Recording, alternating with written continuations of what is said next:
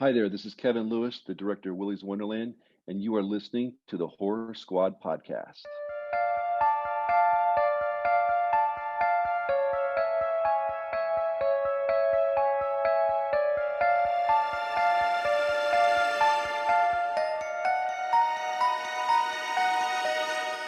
Hello, welcome back to the Horror Squad podcast. This is episode number 190 and a very special episode since we became the Horror Squad, which is episode number 100. For those who aren't around since the beginning, we used to be called Three Guys of Horror. We shifted over to the Horror Squad, and that's the show you see now. So thank you for sticking with us. I'm one of your co-hosts. We got Todd, Steve, Media Darling, Sam, and Joe, the Bearded Wonder, which I love that. today. Like that. I thought that went up earlier when I was taking my pregame poop. Okay. I guess. Did you order the bidet yet? Oh yeah. So gross. No. Todd. I'm not on the bidet team. I tried it. I don't know. Like, you still gotta wipe. You can't just have a wet butthole. Yeah, but at least it's not like dried poop smeared on your butthole. And then doesn't it like slowly get down to your ball sack? Poop? No. It doesn't. Like when you sit down, your ball sack isn't slowly creeping like into a triangle area of your butt cheeks and then your anus.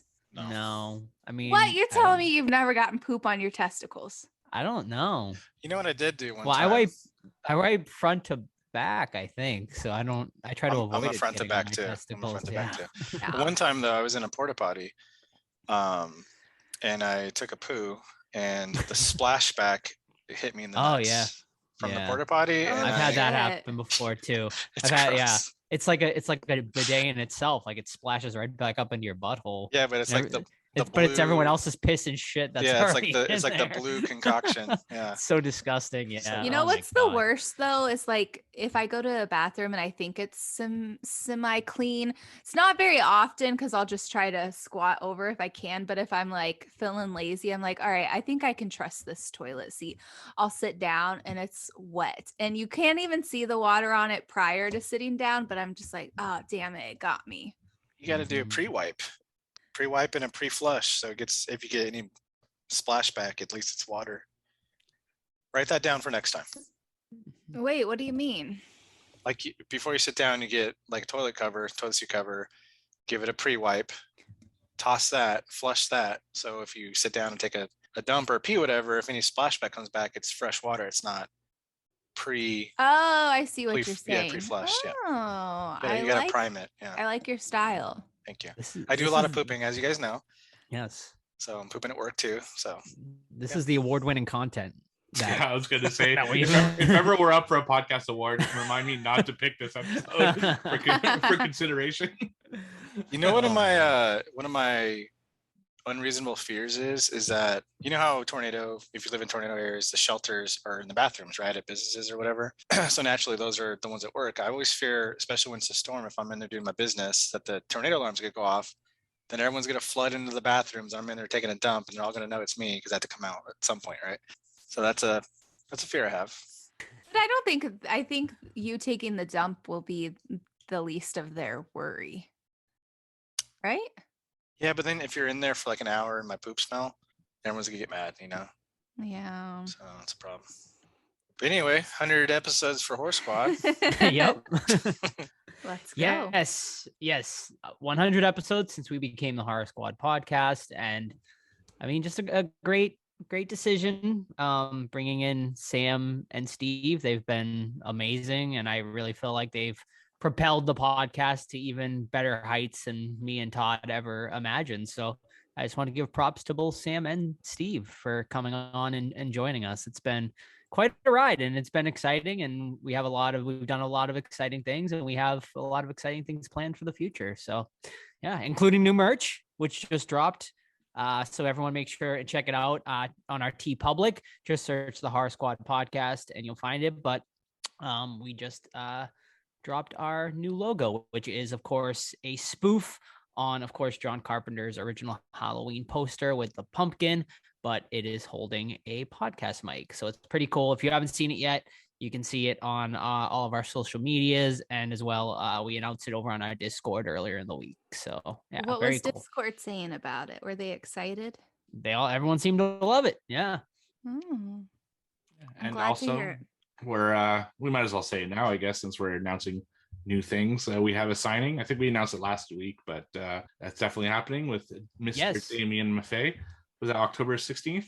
Yes, Saturday, October 16th at Silver Moon Comics in Salem, Massachusetts. Still working out some of the logistics as far as time of signing and stuff like that, but it'll be earlier in the afternoon. And then stay tuned because we're also going to have a other big announcement with Damien for that same day. So just keep an eye on our Discord and our social medias. But we got an additional event in the works as well. So stay tuned for that because that one's going to be pretty cool as well. But yeah, Sam and I will definitely be at the signing. We're going to have a Horror Squad table set up right next door to Damien. And yeah, I mean, I think I'll probably have some merch available. I'll have some Horror Squad shirts and definitely some like flyers, stickers, magnets, stuff like that. So come and drop by our table as well and grab some merch there as well. Most of it's going to be free. I think the shirts will be on sale if you're interested, but yeah, free stickers, magnets, and all that good stuff. So yeah, come on by. We'll have to get a shirt for Davian though. Just to the Oh, totally. Yeah. All right, you guys ready for some questions? Let's do it. All right, you can ask us those questions on social media at the Horror Squad Podcast, or of course on our Discord. Just ask us, any of us, for the link, and we will give it to you. A lot of great stuff going on in there. We have a book club, which starts officially this week. So if you'd like to join, the book is The Final Girl Support. Is that what it is? Final Girl Support Group by Grady Hendrix. Awesome. So apparently it sounds like a really cool book. So if you want to get in on that, just join the Discord and all the details will be there and just a bunch of other reasons to do so. Just a great time in there. So the first question. Sorry. I was going to say, mentioning about that book, I was on Audible because I was thinking about getting the audiobook for it, and it's narrated by Adrian King of all people. Oh, nice. So I think so I think I might go the audiobook route on this one, and maybe Sam will listen to it too. Awesome. So the first series of questions comes to us from Mandy. She says, "Hey squad, congratulations on your 100th episode as the squad. I love the new merch design. Are you buying any for yourselves? And if so, what are you getting?"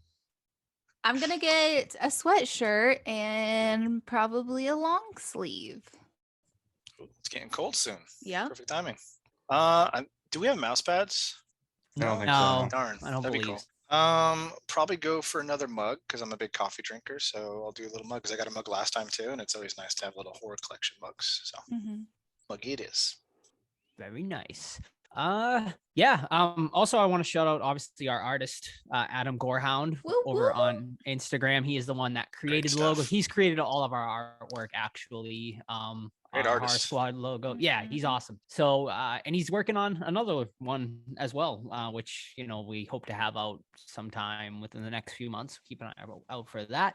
But as far as what I'm going to grab, definitely a t-shirt. I'm going to grab, so we have two different t-shirts. We have just the regular logo one, and then we have a double-sided one that I'm probably going to grab both of those. And I might grab a hoodie as well.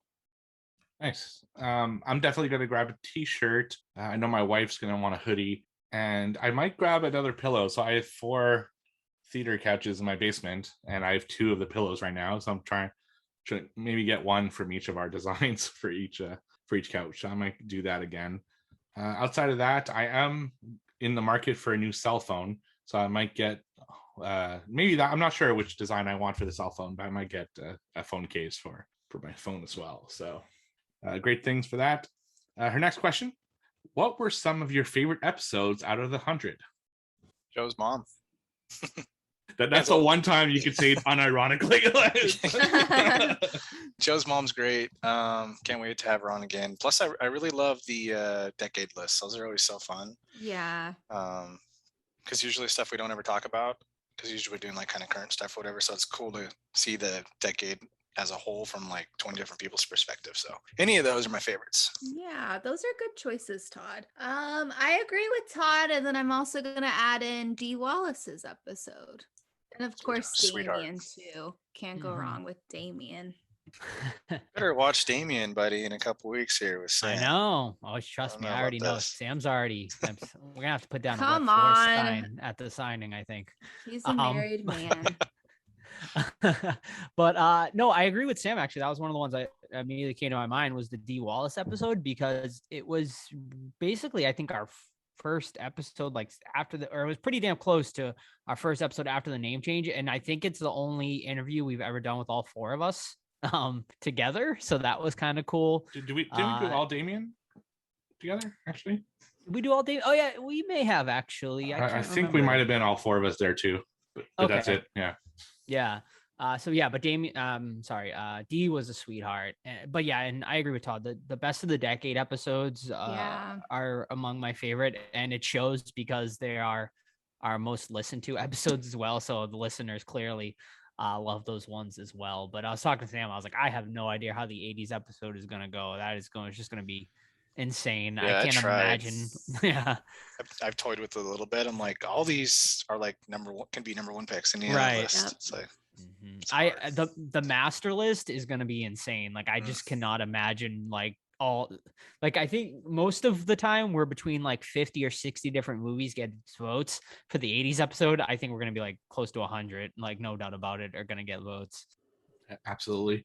All the episodes you said, of course, are like some of my favorites. Actually, I went to my hometown on the weekend and I decided to listen to our 2000 to 2009 list, just because I was, when we talked about House of Wax, we had talked about maybe having mentioned it, but we weren't sure, and then Dead Silence as well. So I went back to the list, just kind of hear everyone's lists, and yeah, it was interesting to hear that kind of stuff. Other episodes I really enjoy, if we're going into like regular episodes, are the ones where it's a movie where there are different interpretations of the movie. So I think of The Platform, Vivarium, movies like that, where we all kind of come in with different perspectives of what the movie was about. You know, when we have a straightforward movie like tonight, it could still be a good discussion, but the ones that really stand out to me are the ones that can really go in different directions. So those are ones that stand out to me as well. But hopefully we'll see. Maybe some new classics will come forward. And, you know, the movie, it is what it is. Not all movies can be that kind of open-ended. But I guess our latest one would have been maybe Saint Maud, I think, in the last while, which was open interpretation. And Dark of the Wicked, which is a fantastic film. Greasy Strangler was fun episode. And yeah. Did we do a full episode on the special, or was that just a what watch? We did a full episode. Yeah. Okay. Yeah, no Sam though. So, on that episode. Well, we had to make her watch it. With the Super Bowl bet. Super Bowl. That's a good movie, man. I feel like watching it again. It is. I actually dusted my whole collection this weekend, which that was an event on of itself. But I found my special DVD signed by the director that we got, and I was like, oh man, this was a fun movie. Yeah, absolutely. Her next question: who are your favorite guests? Same. All time. Of the Horror Squad. Horror Squad. I was gonna say Linnea Quigley, but she's before Horror Squad. Yeah. I have to pull up my list here. There's been a lot of great guests. Dee Wallace obviously comes to mind just because she's like an absolute legend. Felissa Rose, of course, is just always a pleasure to talk to. We had Lloyd and Charles on, right? We had Charles on a Horror Squad, but Lloyd was pre. Yeah. Charles Band, being able to interview once again another legend of the genre like him was really cool, and he was great. I was actually very nervous pre-interviewing him, but he was super nice. We haven't had like any bad like experiences, I gotta say, like knock on wood, obviously, like now something bad's gonna happen, but not in the current realm of things. That's another plus to having changed up a bit, right? But yeah, no, totally, like it's all been like positive experiences as far as the interviews have gone. Everyone's been super nice and super welcoming. But yeah, I guess like D. But honestly, like before we changed names, but Steve and Sam had already taken over. Was the Ready or Not episode with the directors of Ready or Not. That was a really good interview as well. I really enjoyed that one. Yeah, and for me, ones that stand out, Sky Alabar was really good from the Greasy Strangler. He was just really chill and like laid back. Then we had, I'm trying to think who some of the good ones. The director of Willy's Wonderland. I don't remember what his name Kevin is. Lewis. Kevin Lewis, yeah. Yeah. See, because there are obviously some interviews where we don't know the person as well. We're not familiar with their work, so you don't really know what to expect. But man, that interview just was a blast. Like the guy was so interesting and he's really into it, and it's just a really fun interview to do. Another one that I will never forget was the interview we did with Dave Sheridan. It was an hour and a half. I cut it down for the act, so what you hear is not that long, but it was an hour and a half that Joe and I recorded with him, and he was just all over the place. Super cool dude, very like into talking about stuff. That was fun. I remember I came out and Sam was like, "What the hell took so long?" I was like, "The guy just kept talking." Like, he was great, but yeah, it was just that was definitely the most interesting interview we've ever done. Wow. It's just I couldn't tell if it was like a long like comedy skit, like if he was just like fucking with us, or if he was being serious half the time. So yeah, it was good. Yeah, absolutely. And my final one is more on a personal note, because the only one I did on my own was Ken Sagoes, for a couple reasons. One, he was super awesome to talk to. Two, I had to do it alone, which I'd never done before, and I haven't done since, thankfully. And three, because I was a big fan of his, before, which was really awesome. So definitely enjoyed talking to him. So our next question: got any funny behind the scenes stories to tell us? Not really. Everything pretty much makes it into the show unless we're discussing like a topic or something. Yeah, it really does. Like what you hear is pretty much what you get. Sometimes Steve has like ghost activity, he has to leave real quick and we cut that out. But right, or if Sam farts loud, we have to edit that out. Yep, that it's hard happens though. It's frequent. a lot. We got to reset like topics because she's just like ripping them. I've had a tornado happen in the middle of a show. I don't know if we kept that. I remember that. We kept part of it in anyway. Yeah. Todd was like, "Gotta go, bye." I think I told Sam to shut up. I'm like, "Shut up." I think I guess as far as like maybe the funniest is the one you can watch on YouTube, is the one where like Todd and Sam thought there was like a like murderer in the back of Steve's room, but it was just the animatronic. Yeah, some people still think we set that up, but not at all. It just works so perfectly. Timing. Yeah. I cannot do that having that animatronic behind me in the dark room you're in right now. It's just too unsettling. I don't know if it's back there anymore. I can't see it. I don't know if you can see it. Like there's Krampus, like right at where the column is. But yeah, no. Oh, yeah, that's freaky too. Yeah, he's facing the other way. But I have animatronics all over. I mean, so don't you as well in your basement? So I do, yeah. But I have back his book, so I'm safe in here. Yeah, right. And so did Joe and Sam. So but we all live with animatronics everywhere. Actually, it's funny. I had a lot of kids sleep over recently, my nieces and nephews and stuff, and I kind of like prep the house when they come, so I put my animatronics away. Oh, that's so nice of you. My sister had never been here before because of COVID and stuff, so she came finally with her two daughters, and as soon as she walks in, I whisper to her, make sure they don't open any cupboards or closets or anything, because it's like all fucking like figures, like they would be right in front of them. Yeah, it was a good time. You're like, if they do open it, let me make sure I have my phone recording. Right. All right. And her final question. Finally, do you own any Monster Squad merch? I don't. Me either. Just a DVD. Yeah, I got a Monster Squad 11x17 poster signed by Duncan Rhaegar, who played Dracula. He's the only one I've met. I went to a con that had like a mini Monster Squad reunion, and it was Dracula, the Mummy, Wolfman, and the Dad. But I only met Dracula, which I kind of regret. I kind of wish I met all of them now. But was it Uncle Rico Wolfman, or was it the guy that plays the guy who's in the makeup? Yeah. Oh, that's too bad. Yeah, that'd be cool. Yeah. Yeah, I don't have anything at all. I know CPA Authentics, which is a autograph site that I use a lot to get some of my autographs. They had recently the opportunity to get pretty much the full cast on a poster. Well, whoever's still alive anyway. So yeah, that would have been awesome. But I mean, it adds up really quick, right? So when you get it all at once. How's Andre doing? Is he out of the woods? I think so. He's tweeting a lot anyway. That's good. So Yeah, he's doing better from what I heard. Yeah. actually, that fits into our next question from Sharon. Does Wolfman really got nards?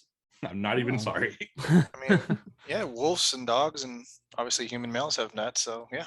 I would say so. Yeah, I would think so. I mean, he's really, I mean, technically he's just a man that's transformed. So I would think he would still have like balls, like I man think so, testicles. Yeah, I agree. Next question is from Mr. Boonsta. What movie comes to mind when you think of awesome cover art / movie poster, but terrible film? Love the show. Ooh, I got one that I just watched today, and it's gonna be on What Watched actually. Ooh. 1031. The date 1031 Oh, came out yeah. in 17. Really cool poster, but the movie itself was not so good. But the poster is awesome. I'm thinking nothing comes to my mind right off the bat. Yeah, it's a great question because there's like always like I'm trying to think of back to like my VHS days when I would walk the VHS aisles and be like, oh man, that cover is awesome. Phantom of the Opera. Yeah, I was gonna Phantom of the Opera was one of the ones that came to my mind. I talked about it on the show so many times, but yeah, the Robert Englund Phantom of the Opera one is definitely one of them. Yeah, fucking everything on Tubi. How many times I got because the poster was awesome that I watched the movie. Like all those shark films we watch, Raiders of the Lost Shark, Exorcist Shark, Shark Exorcist, all that stuff. All have fucking fantastic posters, but terrible movies. So Swim too. The one I just watched last week was. I actually watched it today. Oh boy, why? Stop doing this. Yeah, it's a Tubi original. I gotta support them. Oh boy. Yeah. Yeah, so any of those really, that there are so many. I mean, stuff like Velocipaster, even fucking terrible movie, but the poster was awesome. And people are getting that tattoo, right? It's like, yeah. Well, all right. Wow. Yeah. All right. So next series of question is from Chuck, Captain Amazing 85. Congrats on 100 episodes as the Horror Squad podcast. What are some of the awful nicknames y'all have been called in the past? Oh my. What? I don't know of any. I hope. Well, any awful nicknames I have, I probably said behind my back. So I don't know. Well, I did have a guy actually at work one time. He called me Springs because like I walk like on my tippy toes a lot. Sam says that. Like I was just like walk weird. And I guess I walk like I have like springs in my shoes. So that's the one I got. Yeah. That's not that bad. That's not bad at all. You never got like picked on when you were a kid insulting. for something? Like name games are pretty easy for people to latch on to. There's nothing that comes to my mind, honestly. I guess I definitely got bullied, but nice. I definitely got bullied, but I don't remember any like nicknames I was given. Let's see, I got I think it was like 3rd grade. This kid called me Todd Condom. Aww. Which is like whatever. Shoot, they're like, for the people who have been in the military, drill sergeants are like the best with nicknames. So I got called a fat ostrich one time. That was like one that I remember because it's so funny. Wow. I mean, obviously not the time, but like thinking back at it, fat ostrich is a good one. I don't even know why either. I guess I was a fat ostrich. That's it, really. I remember I bleached my hair like every other boy did when Eminem came out, and I got in a fight over that. But that was about it. A fight? Yeah. Wow. He's saying actually similar nicknames to the movie we're watching tonight, the F word. So yeah, fuck you, Jeff. Yeah, Jeff, you fucking loser. Bitch asshole. That's it. Nothing crazy. Todd Condom's not that bad. No, it's not bad at all. So let me go. So growing up, people would always call me, and I was telling Michelle, which by the way, if you haven't checked out my other podcast called Let's Not, check it out. We were just talking about this, like on TV, someone had said the word Gonzo, like his name was Gonzo. And I was like, ugh. And she was like, what? I was like, every time I hear the word Gonzo. And she's like, what do you mean? I was like, people used to call me Gonzo because I have a big nose. I was like, people used to call me Gonzo. They used to always call me Toucan Sam. And I'm like, damn it, why is that fucking bird name? Why does his name have to be Sam too? And Todd is literally rolling on his ass right now. Like, Gonzo, whatever. But Toucan Sam, I was like, that fucking bird. So every time I see fucking Fruit Loops commercial, like I'm always thrown back into when I was younger. And they would call me like Bucktooth Sam, Hairy Arm Sam. Like I was verbally abused a lot. So I think we lost Todd. The Toucan Sam one. I'm sorry, but that's oh my god. God, come on. Oh, it's good stuff, Nick. I hope you can laugh about it now. But I'm Yeah, glad it kids are- made you laugh. kids are It assholes. was probably you. It wasn't. Todd was throwing himself back and forth in his chair, you guys. Because it's just like kids are so mean, yet that's like I don't know. It's such like low hanging fruit. You know what I mean? Yep. So I was an Anglophone going to a French school when I was a kid. I have an English name, and when I went to high school, where I came from, we had like some very, very serious issues between French and English people. We had like a whole vote where my province wanted to separate out of Canada. It was this whole fucking thing. Anyway, Ooh, I thought that was only an American thing. No, we actually went to vote, and the English side won 50.1 to 49.9. So that's how close that fucking thing was. And it got so dangerous to go to my school at that time that they had to close the school a week before the vote because kids were like beating each other up with bats and stabbing each other and shit like that. So anyway, point being, I was very unpopular in my school with the French people because I was an Anglophone. So I got a lot of names that they said like, hey, fucking English. I got that a lot. I got... Explain that. English? Yeah. Just the So when French people say words that start with a vowel, they always add an H for some reason. It's just the language. So they called me Henglish all the time. They call me Squarehead a lot. That was a thing. I'm sorry, man. Wait, because they really thought your head was square? No, it's because apparently French signs back in the day used to be circles and English signs used to be square. You guys are weird, man. Hey, Yeah. you use the metric system. Right. And that's it. Oh. We used to call them frogs. So, which is, yeah, because the word frog in French is so difficult to pronounce that English people can't say it. Frago. So it's grenouille. Grenouille? Grenouille. Grenouille? No, see? I'm clearly saying it. Grenouille. No, you're not. That's Yes, I am. And that's the thing. So apparently in old times when the French and English were fighting, the code word to get into bases was grenouille because an English person couldn't fake it because they can't say it. It's just... What if he had a speech impediment and then he's dead because he had a speech impediment? That's, yeah. Messed up. It was a rough time. So anyway, I got called all sorts of fucking things because I was an Anglophone in a French school, but nothing as creative as you guys. Well, sorry you missed out. Squarehead, Toucan Sam, Yeah. Todd Condom, and just Springs. So Joe got off easy. Yeah, exactly. His next question. So he also asked a question about the memorabilia, but we did answer it. But he did say he had a Wolfman Got Nards shirt.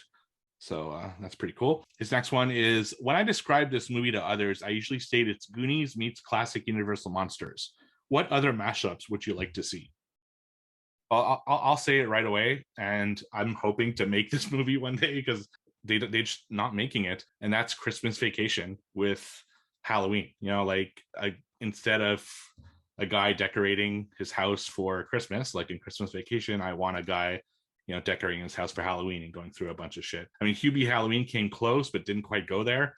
I'd like to see, like us, the perspective of someone who goes fucking crazy decorating their house and all the hijinks they go to, the dirty looks from their neighbors, I love that. The fucking people at the office who don't understand your lifestyle. I wrote a whole thing about a movie like that one time, where the movie starts and you're panning through an office where it's all like boring cubicles. They might have like a bat next to their name or like a spider or something, and then it stops at the cubicle. It's all fucking like a whole fucking haunted house, because there's always that one guy in the office, and that's usually us, right? People listen to this show. So I think that's what I want to see. Christmas Vacation meets like a fun Halloween movie. So meets Hubie Halloween kind of. I love that. I do too. I would like to see like a updated version of the Monster Squad, but with like modern day slashers, obviously, which I'm sure a lot of people would love to see that. I feel like it's been said before, but yeah, like get like Freddy, Leatherface, Jason, and Michael Myers, and like the kids like fight those four. Like I think that would be awesome. I guess mine's kind of like Steve's though. So Hallmark is known for their Christmas movies. Like they're so cheesy, so romantic, so basic. I want a fucking Halloween movie like that where the main character owns a little Halloween shop and maybe the handsome guy or female comes in and is like, I'm new here, I'm out of town, I love your shop. And then they get through their little ups and downs. And then it's like true love and Halloween. And then they throw a big Halloween party for the town and they live happily ever after. I'm surprised they haven't done something like that in Hallmark. I They know. are starting to do like fall movies. They have a few fall themed ones, but nothing that's like Themed around loud. Halloween. So yeah, that's a good idea, Sam. You should like make that. I think it would do How well. would I make it? What do I don't do? know. Just start writing the script and then you can sell it to Universal Pictures or sell it to Lifetime and they'll make it. Ooh, Or Hallmark. Lifetime. Yeah. Yeah. I feel that Hallmark peaked with their movies last year, though, when they made the Colonel Sanders love story. Yes. Was that Hallmark or Lifetime? I think it was Hallmark. It might I have been thought- I think I it Lifetime. was- remember. I can't remember. I thought it was Lifetime too. Maybe. I'm not I sure. don't know. But But yeah, I just know don't- what you're saying. Yeah. Yeah, that's where they peaked, though. It's all downhill from Starring there. Mario Lopez, Mario right? Lopez as Sanders, Colonel yeah. Sanders. Great casting choice. Oh my god, like the best. Speaking of Mario Lopez, by the way, you Saved by the Bell fanatics, Netflix has acquired all seasons and movies plus the college years of Saved by the Bell. So stay tuned. I know Sam and I are very excited for this. No, actually, I'm not, Joe. So you're a fake No? fan because it's already been on Hulu. So I've been watching the all seasons, right. the movies, the college years. So Well, you're I new got at this egg. party. I guess I got egg on my face, don't I? What's that mean? Means like I'm embarrassed. Okay. You've never heard You that caught before, me. Sam? I got egg on my face. No, that sounds like She's a box head, Steve. Square head. Square head there. I got egg on my face. Huh. Yeah, it's a pretty popular like term. Interesting. Okay. Well, now you know. The more you know. The more you know. Chuck's last question. Mummy came in my room, but didn't tell me what was for dinner. Sam, can you please? Hold on, she's being possessed. Fruit Loops. Ooh. What's the toucan? What does Toucan Sam say about the Fruit Loops? Follow your nose. Oh, I can't help it. It's my nose. Okay, people. Are you eating him like the girl from Get Out though? 'Cause that's kind of. There's two people in the Oh, world, I I've guess. come full circle. All right. Mhm. We watched Get Out this weekend, actually. Still hold up? Oh yeah. Yeah, I'll talk about on my what watch. Ooh, okay. Sorry, I didn't mean to yell. I got really excited. All right. So for tonight's food on the food menu, we are having mummy dogs with a side of spicy ketchup. And then we are also having You look like a House of Wax figure right now. You're so frozen. For Vincent Price, he might start kissing you. Mhm. and then we're also having some garlic fries, Ooh, oh my god! I love extra garlic. garlic, What's that sauce? bit. A swag. What's it called? It comes with wasabi. garlic. No, maybe it's that. It comes in garlic fries. You usually get like a powder, and then you get like a white kind of ranch almost kind of sauce on it. Horseradish. No, I'll look it up. All right. And then also a side of fried fish with tartar sauce. And then who am I missing? You did the Mummy. Wolfman Wolfman.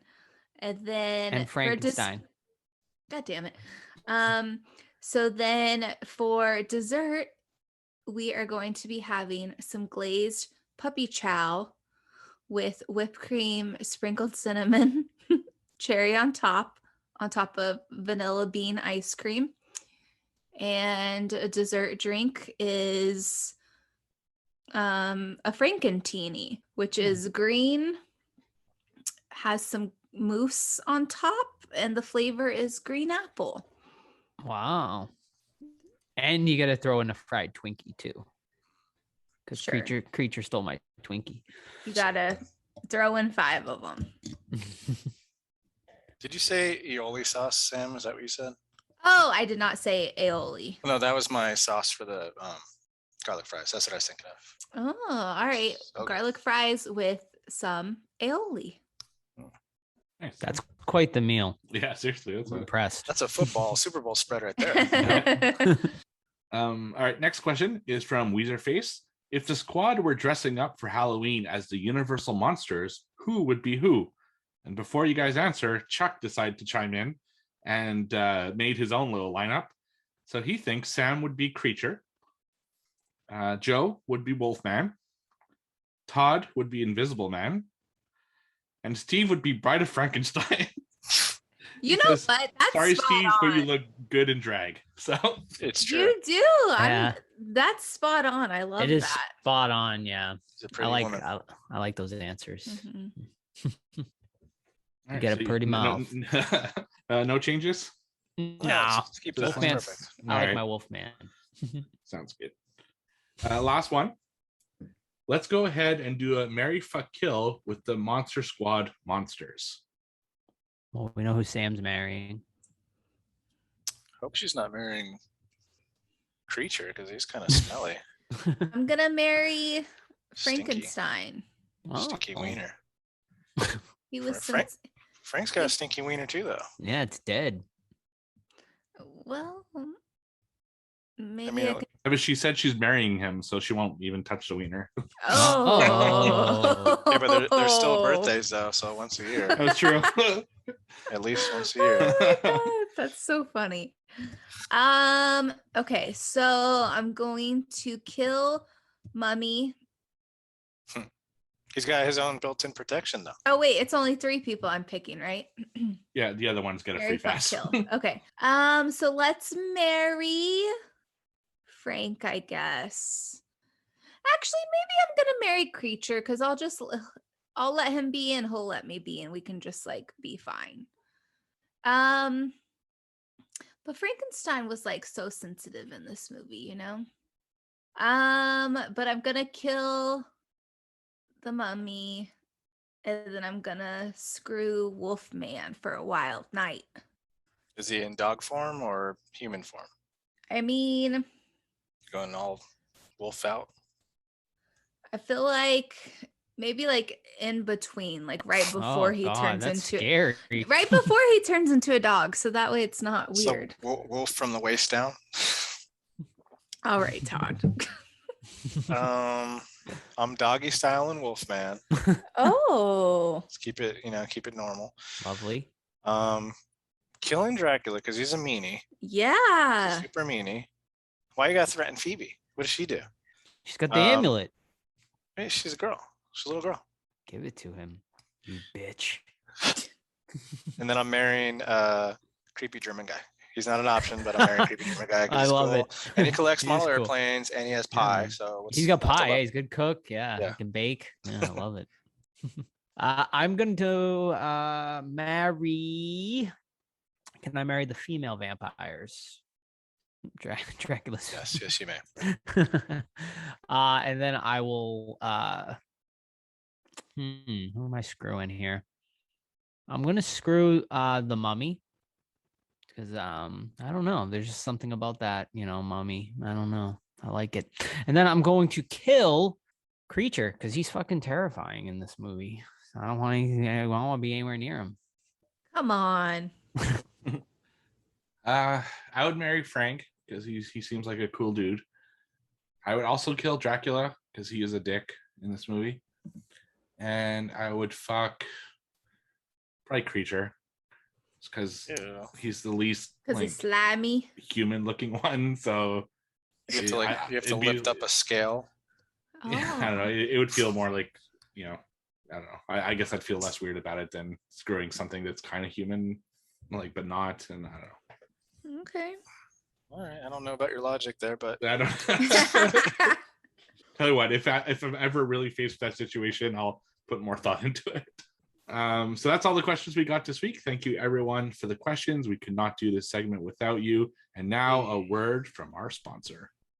Everyone thinks because you're a zombie, you don't know good coffee. Well, they're wrong. There's only one brew that gets my seal of approval. Deadly Grounds coffee is my guilty pleasure.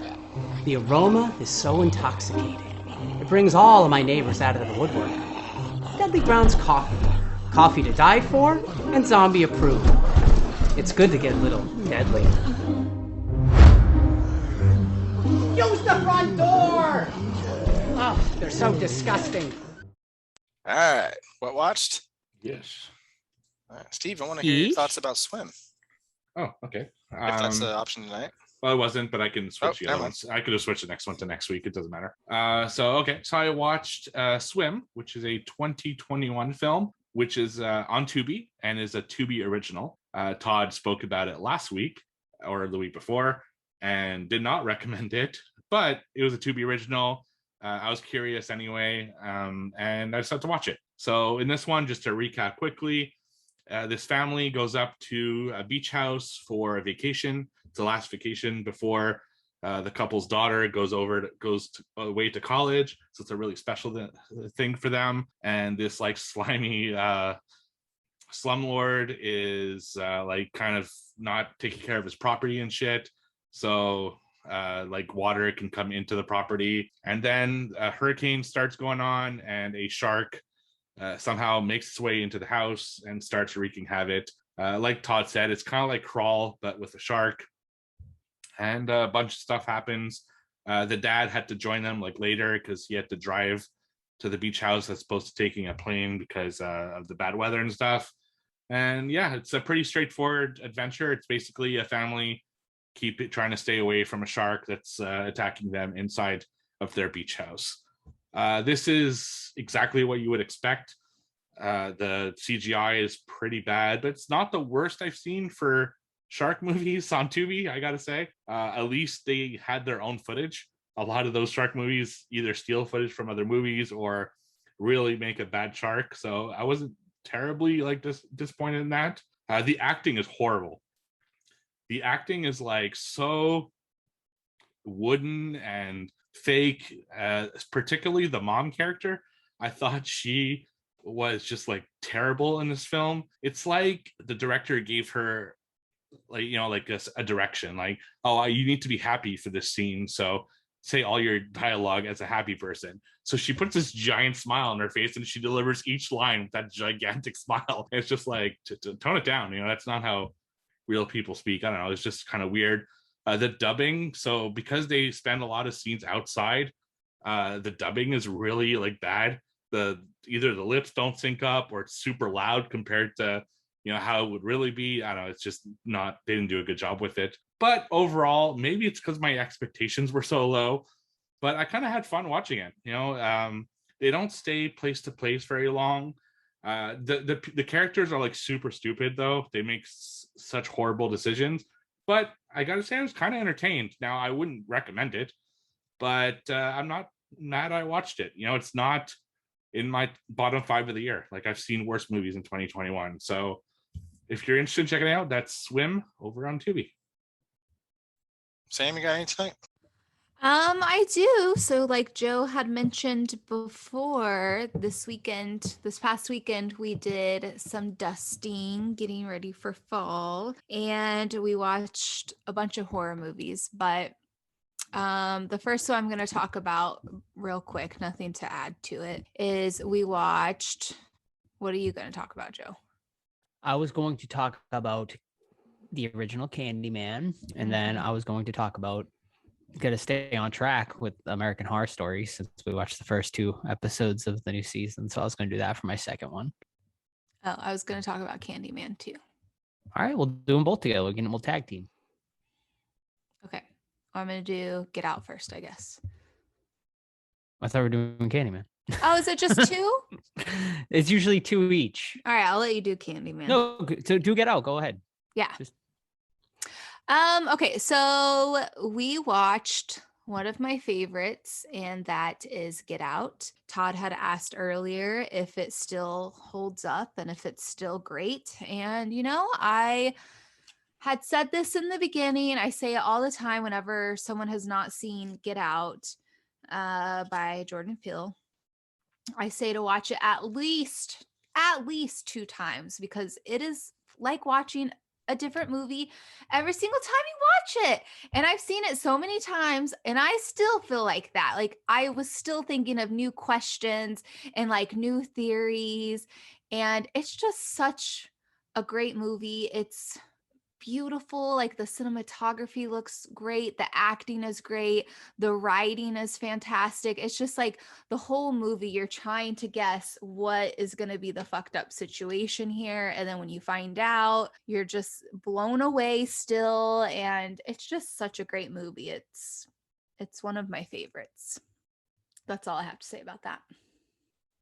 All right. So my first watch tonight is we rewatched Candyman, the original Candyman, which I had not seen in quite a long time. Obviously, preparing for the Candyman sequel remake. I don't really know what it's going to be when it comes out, but Nia DaCosta's new Candyman movie. So yeah, I wanted to go back and revisit the original, and wow, like it's been so long since I've seen it, and it made my top 10 based on just like pure memory of our 90s list. And my God, well deserved. That movie is so good. Like it really is. Like that score when it comes on, it to this day, I think is still just chilling and maybe one of the best scores in horror. One thing I never realized either is like it's actually like a pretty smart horror movie. Like it's not like a typical slasher movie like at all. Like there's a lot going on here. This movie, it is a very layered movie. And another thing I never realized is that the first time we ever see Candyman is in the daylight, in a parking garage, which I found to be like super interesting. Like, usually you see the scary the villain in a more spooky setting, but just like him being in the parking garage in daylight was still unsettling like as hell. And I mean, Tony Todd is fantastic in this, but Virginia Madsen like is she like steals. I mean, of course Candyman is it, but Virginia Madsen is really, really good in this as well. Her performance is fantastic. I mean, she carries this entire movie with Tony Todd, of course, as well, but she is just fantastic in this as well. And yeah, I mean, it holds up. It's fantastic. I loved it. So what holds it back from being a 5-star for you, Joe, if you have it a 4 on Letterboxd? Honestly, I'd probably would bump it up to a 4.5 now. Honestly, like after rewatching it, I think it's pretty damn good. I don't know. That's a great question. I don't know. Like I'm very picky about giving 5-star ratings to movies. Like I don't know. Like I over time, like I've bumped The Witch up to a 5-star and whatnot. I don't know. It's a good question, Todd. I don't know why. Like I would give it a 9, obviously on our rating system, and yeah, 4.5 on Letterboxd. I'm not sure what's holding it back to being like a perfect 10 for me. Maybe perhaps I would have liked it a little more killings. But when you do get the killings, they are really fucking good. But yeah. I do want to say one thing about it because I did rewatch it as well. Concerning the new Candyman. So it is a sequel to the first one. 2 and 3 are completely ignored. And the reason I'm telling you that is for people listening. If you're gonna go see the new Candyman, you should really, really, really rewatch the original Candyman because it is referenced a lot and not in clear ways. And if you don't know the original Candyman really well, there's a lot that's going to go over your head. So just a note there. I'm going to do that. I haven't seen it in a couple of years. I'm going to buy it right now, actually. Okay. My first one is a first time watch from 2006 over on Tubi, I think. Let me look, double check. Yep, Tubi. And it's called Fido. Like a 1950s era kind of film where there was a zombie apocalypse that like they won, and now the zombies are controlled by like a caller that keeps them like basically their servants, slaves, whatever you want to call them. They go around the house cleaning up, pick up dog shit, things like that. Honestly, I didn't like this one. It's got pretty high scores on Letterboxd, but for me, it was a little bit too cute. Like, I didn't really like the comedy.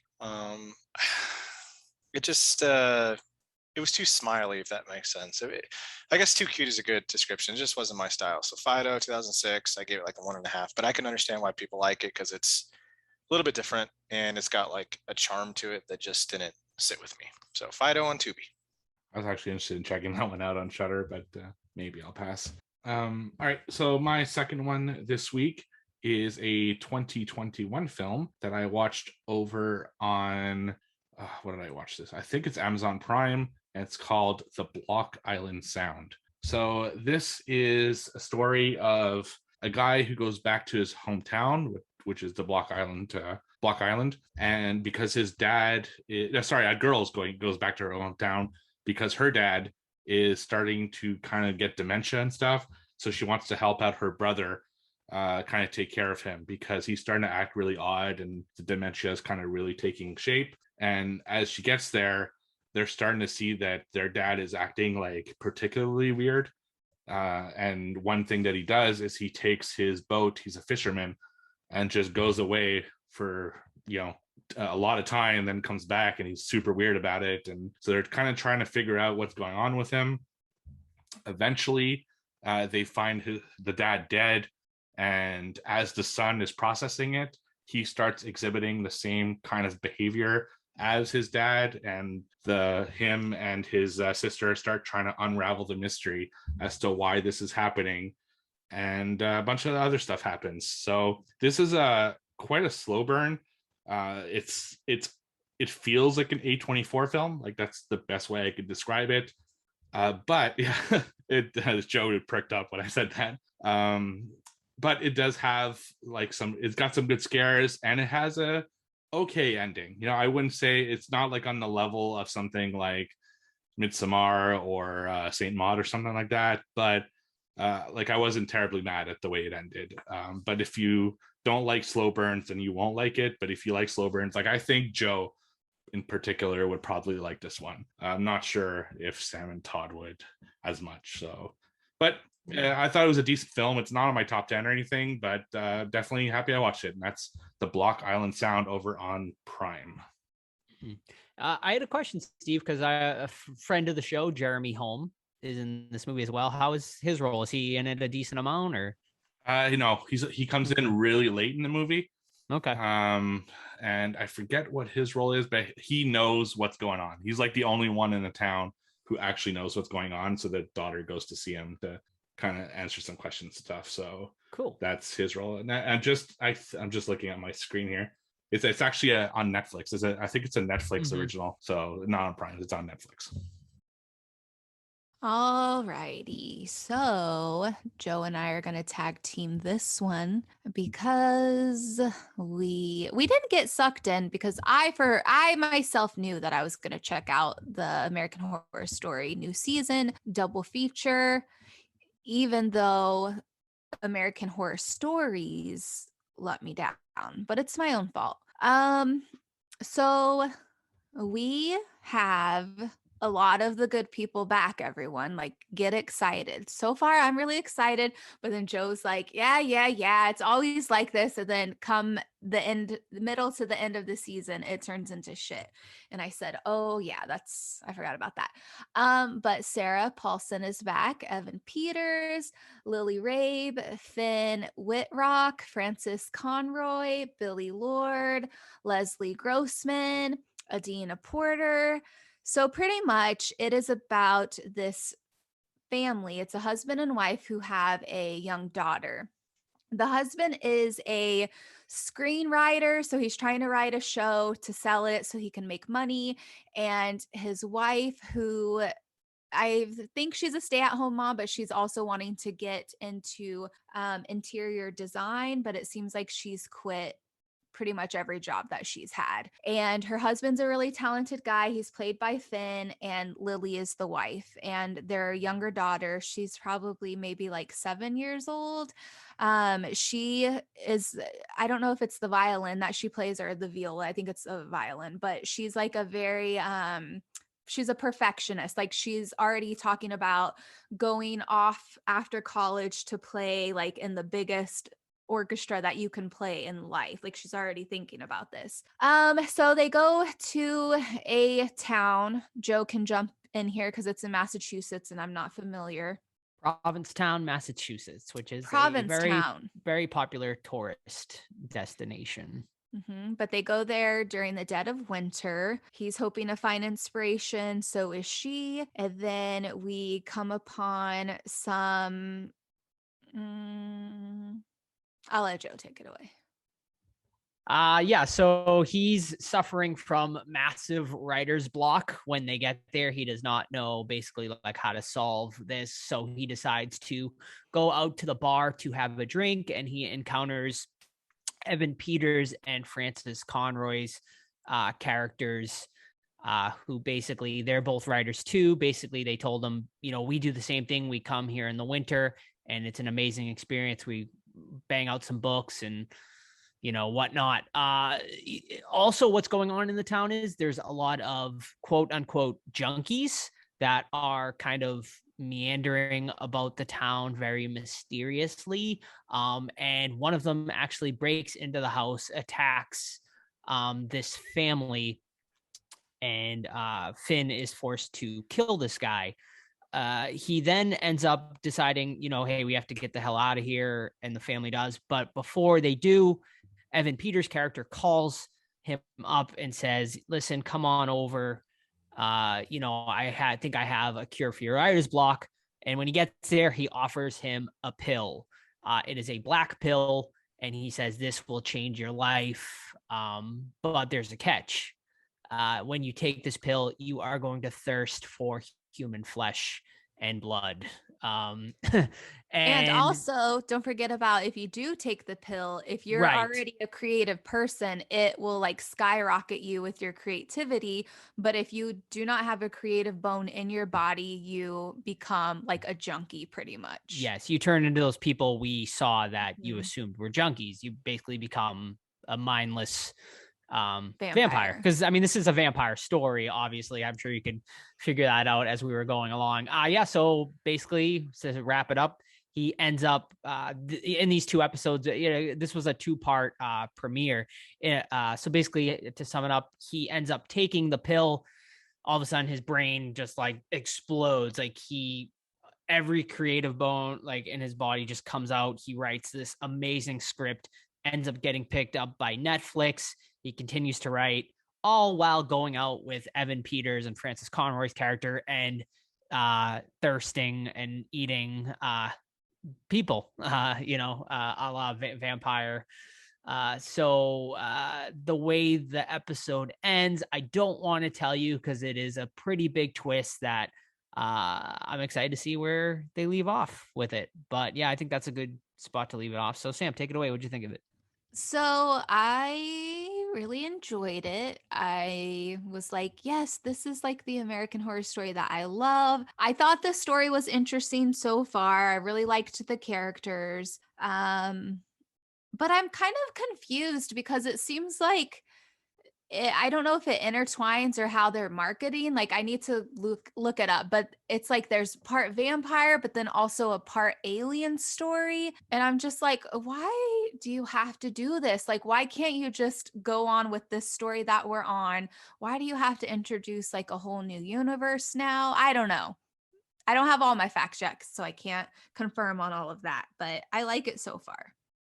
Yeah, so I believe, if I'm not mistaken, what they're doing this season, the reason it's called double feature is there's going to be 2 different stories that I don't believe they're going to connect. They're like completely 2 basically separate seasons, one being alien themed, the other one being a vampire themed. So I think it's going to be half season we're going to get the vampire story, and then the other half of the season we're going to get this alien story. But so far, first 2 episodes, it's good. Like it's pretty damn solid. It was a great start to the show. I love the setting. I got big Shining vibes to start, obviously, but then that kind of fell away once the vampires got introduced. But it was a cool little start. The setting of a tourist town in the dead of winter is really, really cool. It's really interesting. And yeah, I love a good vampire story. You don't get a lot of good ones. And this one so far is pretty good. And the way they ended the last episode with a big twist, I think has potential to be really cool and really good. Now, of course, it's American Horror Story, so you get the same American Horror Story bullshit you get in a lot of the seasons, but I think it's a really good start, and we'll see how it goes. I mean, I feel like this episode was better than the whole season of American Horror Stories. Oh That's yeah, just absolutely. Yeah, my absolutely. opinion. Agreed. Steve, Todd, will either one of you guys be checking it No, out? Or no? I feel at this point it's like when I used to tell my friends about their girlfriends, like, remember this girl, she's not good for you. Yeah, but she's changed, and we went on a date and she's great. And 3 weeks later, it's like, oh my God, she's awful. I can't stand her anymore. I'm like, told you. That's how it feels talking to you, listening to you guys. And then you say there's 2 stories. So you're basically watching American Horror Stories again. No, don't say it. Yeah, so it kind of sounds like Limitless. I don't know if you guys seen that movie. That's what it kind of reminds me of, where he takes a pill and it amplifies his brain waves. So yeah, we'll see. Yeah, kind of similar. I'll be more impressed if in 3 weeks you tell me it's still good. That's when I'll be more impressed. But it always starts strong and then takes it does. Nosedive. Yeah. So we'll see. Yes, We'll and see. you got Macaulay Culkin playing. Basically like a junkie man whore in this one, so it's pretty interesting. How is he? He's good. I He's mean, good. He's good for what they've given him so far. And he took a pill in the episode 2. Spoiler alert, I think his creative side is going to start to come out and change his life possibly. So I think he's going to take over a bigger character role as well. Is that your second one, Joe, too? Or are you done? Yeah, I'm done. Okay, I watched this random one over on Amazon Prime. It's called Sundown, The Vampire in Retreat from 1989. Terrible title, terrible artwork. If you look it up, you'll see it's just, I don't know. But anyway, the plot is that vampires have banded together and they all live in like I don't know if it's Arizona, Texas, some kind of deserty town where, get this, they can survive in the sunlight because they wear sunblock and hats. So they're all hanging around. They every time like a regular human comes into town, they pretend like they're like normal city or normal little town. They got like a diner set up with like fake food, shit like that. Meanwhile, there is another vampire gang that wants to go back to the old ways. They want to hunt humans, eat them, and drink their blood and things like that. But the good vampires, quote unquote, are making a blood concoction synthetically with a machine, but they need a human doctor to come help them out. So that's cues our family to come to this town. Meanwhile, one of the bad vampires used to bang the human doctor's wife, and as it turns out, she cheated on him when he was in medical school, and the child he has is not his.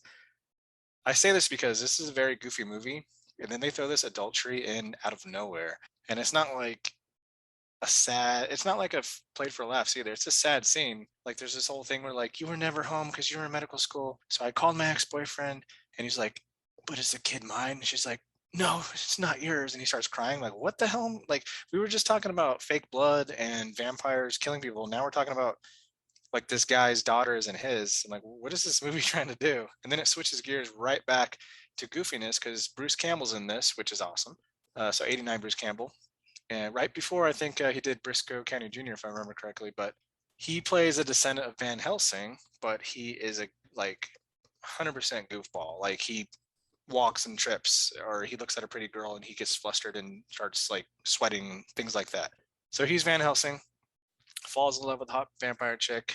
They fight other vampires, and then the guy's like, I don't care if you cheated on me, this kid's not mine, you lied to me to my whole life. And she's like, 15, I still love you. They stay together, and that's it. It is a like, I think it's intentionally bad, but I'm not even 100% because it was so strangely written with all the weird tonal shifts and the score being goofy during serious scenes. So I'd loosely recommend this if you want to watch a movie just to be kind of like weirded out. But if you're going in thinking it's gonna be like the next greatest long lost vampire movie, I think you'll be disappointed. So that's Sundown, The Vampire Retreat on Amazon Prime. Right, trivia? And that's all we got. Trivia time. Pull up the old scores here. They are as follows. Steve commanding first place with 84 points. Myself, second place, 78. Joe, third place, 77. Sam, 54. This is week Woo woo. number 33, or game number 33. Larry Bird. Ooh, the Birdman. Bad back. Go, go. I don't know who that was because I was looking at the That's score sheet. Toucan Sam. Oh. Toucan Sam. Okay, so who would like to go first? I'll go. No, you know what? You're not going first because I want to get warmed up first. Keep doing this stuff. I'm going to pull up my things from Miss Kayla. All right. Thank you so much for sending them in. All right. I guess it doesn't matter who goes first. Everyone's cold. Yeah. All right. In The Sixth Sense, okay? Ooh. Where are Cole and his mother when Cole finally tells The car. her In the car. Stephen with the point. See, Son I'm of a always bitch. warm, baby. All right. His wife's all like rubbing his thighs, getting warmed up and stuff. My wife's over Not there in, watching. not in a sexual way, guys. Don't get Oh. yeah, Why not? My wife's over there watching porn. Oh, really? Yeah. What kind? Love Island. I heard it is porn. I'm looking at it. It looks like it. All right. Steve's So, fully torqued right now. Are you kidding me? Oh shit. so a bunch of people actually sent me questions this week, and I am taking. Well, aren't notes. you lucky that everyone likes you? Yeah, well, I am And picking. no one notes. called you Toucan Sam when you were Aw. younger. I mean, Steve's people were fighting like We're gonna basically World War II over a there. civil war. Yeah. we're gonna do merch with all 4 of our faces on it, and we'll see who's everyone's favorite is based Oh, yeah. on sales. Jeez. I don't know, man. I'm gonna buy like 4 Sam pillows. Right. Exactly. Yeah. Fart on them. So, Come on. so thank you everyone for sending me questions, but I have special questions for this week because it is our 100th episode as the Horror Squad podcast. Oh, My memory's slipping, I think. You know? So the first question: what was the first episode we did as the Horror Squad podcast? God, I don't know. great question. As the Horror Squad podcast, I'm going to say it was. Oh shit! I'm going to say it was Knives Out. We didn't ever Knives do Out. Knives Out. We never did Knives Out. Ah, well, it's not even a well. horror movie. You freak. I thought we covered that for some reason. No. I think we talked about it. Yeah. Fuck Ryan Johnson. That's hilarious. We did a. Well, I can't even think of her fucking name. Oh yeah, I think you might have it. Gosh damn it, dude. Are you We still talked thinking- about this like fucking 3 minutes ago. Oh, the Dee Wallace episode? Yeah. Yeah, no, you're wrong. 3 from Hell was the Three episode from Hell. we But had her no, on. Oh, there you go. that's not right either. Sam, you want to take a guess? I'm gonna guess Insidious. Did we 3? do Insidious? I don't even think we've covered 8 Insidious movie. Oh wait, we did. We did the last You guys key. did, Oh, we but did we last key. we Yeah. didn't together. Okay. I don't think so. All right, so you guys give up? Yeah. Yeah. It was actually chapter 2. Yeah. Was our Very first nice. episode as the Horror Squad Wow. podcast. Very Oh, cool. gosh. I'm looking at her episodes right now, and I wouldn't even guess that. Oh, you know And- the artwork changes on at chapter 2, so I guess there's your Yeah. sign. That's it. Huh. I thought we took all these off. We The ones that are- did. They should all be off. my app, they're available. Oh, well. weird. Can you listen to them? What happens if you try to listen to them? Let's see. I took them all off like on our Pinecast. hope they're It could off. be. Well, no, but Oh, we you know have what? episodes before. We started at when Oh, you started the audition, so Yeah, it should go should've start stopped- at episode It should have 77. stopped at. It should have started at like the Dead Don't Die or something. That's like exactly that, I it, yeah. think. Yeah. so the artwork and like the titles are still there, but when you go to play it, Yeah. it says error. Yep. Yeah, they're all gone. All right. Gone. Gone Anyone? forever. Anyone got that? No. Nope, no one got it. All right, I'll go next. And that was the easy one on my 3. So First Boy. question is Monster Squad related for tonight's episode. Oh my.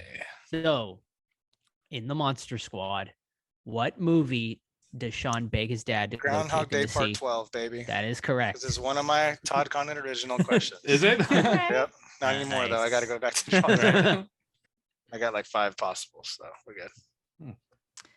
Which I thought he was talking about Bill Murray, and he just got the name wrong, and then he started describing it. Like, okay, never mind. Right.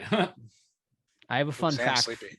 I also have a fun fact for Groundhog Day film series. So, To celebrate I believe it was the 30th anniversary, the director, Fred Decker, wrote a whole plot synopsis about the Groundhog Day franchise. So I'm going to read you really quick here. So the Groundhog Day slasher series went on for a record 17 entries, beating out the famous Friday the 13th series. The 17th film, Groundhog Day 17, Lars Stars, which found our lunatic fighting aliens in space, was the final nail in the coffin. The story was of gravedigger Lars Mertemelatag, a Norwegian immigrant who was killed by a group of teenagers one night in 1958 while hanging out in a cemetery one cold night. Lars was pushed into the grave he was digging and broke his neck. It all happened on Groundhog Day. And 20 years later, lunatic Lars rose from the grave he died in, donning a groundhog mask and a pickaxe, and started his bloody revenge. I feel like he was just trying to pitch a movie at that point. Right? I know, Yeah, right? seriously. He's like, anyone? Shut up, Fred. Hey, Sam. All right. So these questions come from Kayla. So shout Kayla. out to you, Kayla. All righty. Oh, I'm sorry. Did I say mine was from Kayla too? When I did mine? No. Sorry, mine were from Kayla too. Copycat. Copycat. Copycat condent. Oh. No, I'm not. Shit. Shut up, Boxhead. I know Squarehead, but Boxhead sounds cooler. All right. We got a tagline. Are you ready? No, I'm not ready. All right, here we go. If it's the Monster Squad, I'm gonna beat someone up. Monster Squad. I looked it up before the episode. Funny. Son You're of a bitch. Steve. Now I'm I never already gonna guessed do this. it If it's again. Monster Squad, I win. All right, go. No, joking. All right, here we go. You can't scream if you can't breathe. Don't breathe. No. Can't breathe. Underwater? Nope. Good guess. Fuck. That is a great guess. Trying to think of like Dead silence. space or liquid. Nope. Can't breathe if you can't scream if you can't breathe. I'll let you guys guess again. Is it Alien 3? Nope. Anaconda. All right, Totter. Seriously? Ah. Yay. That's good. Yeah. Makes sense. Impressive. She's crushing her. Or it's crushing people. All right. It's my turn, right? Yeah, I think so. Did you go first? I No, think we're didn't back do to it. the I think Todd beginning. went first. That's Todd first. Oh, okay. Oh, let me pull up Kayla's. I don't like going too hard with these. Well, maybe Sam will get this one. No pressure. Oh, no pressure. What was the name of Ray's boat? And I Know What You Did Last Summer. We just Oh, watched this weekend too. Oh, seriously? Okay, Yeah, but I don't I remember didn't it. watch it. Oh wait, I know it. It's Billy Lucy. Blue. Really Blue's the God answer. damn it. Good job, Joe. Good job, buddy. I haven't seen a movie in a long time.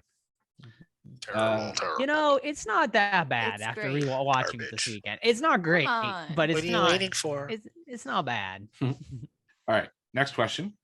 Also, Horror Squad history. Oh boy.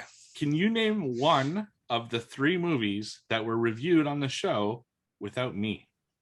About you? Oh, Yeah. Oh. great question, Steve. Great question. What did we not? Oh, ooh.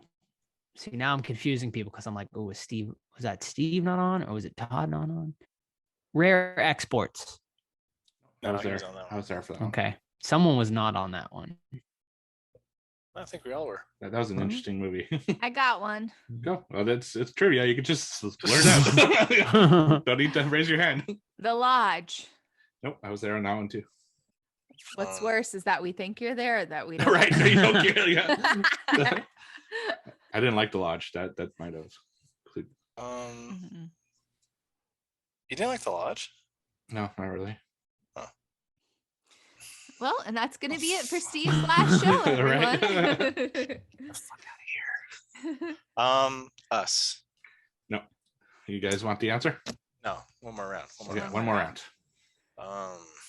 Hmm. Fucking shit. Child's Play remake. Nope, I was there. Fucking shit. I'm gonna look at the You episode. See are if I can my figure it out. buddy. Until the end. Yeah, More that's than definitely- a this is buddy. tough. You're my best friend. Sam and Joe, you want to give it one last And guess? Texas That's- Chainsaw Massacre. Wrong. No, Sam? Jedi. One last guess. I want to figure it out just by looking at these titles Pet here, but I can't. Cemetery. Wrong. All right. So I'll see if Todd could figure it out. It won't count though because he's looking at the list. No, I wasn't there for Psycho Gore, man. Remember that one? Right. Mhm. Porno. No, I was there for porno. He's there for Fucking that. shit. I don't know. All right. So I've only missed 2 episodes. One of them was Sam's birthday, which was Rosemary's Baby. I was gonna guess that. Really? And the other one is when I was in South Carolina for my wife's 40th birthday. Eating up all the food. And that was a duo of Idle Hands and Fear. Really? Some of That my was favorites, Steve. Interesting. Why do you hate me? Why do Well, we do actually, Aliens in Fear? That's like a really random double feature.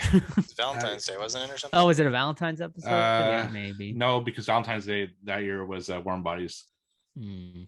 No, that was 2 years. No, you're right. It was Valentine's Day. It's Valentine's. Okay. Yeah. Very nice. How romantic. But I actually watched those movies because I thought I was going to be on the episode, but I couldn't be there at the end. Marky Mark. You loved them. Marky Mark. I All right. like two. Oh, sorry. Go ahead. I like two of those. 2 of those. Idle Hands and Rosemary's Baby. I didn't really like Fear.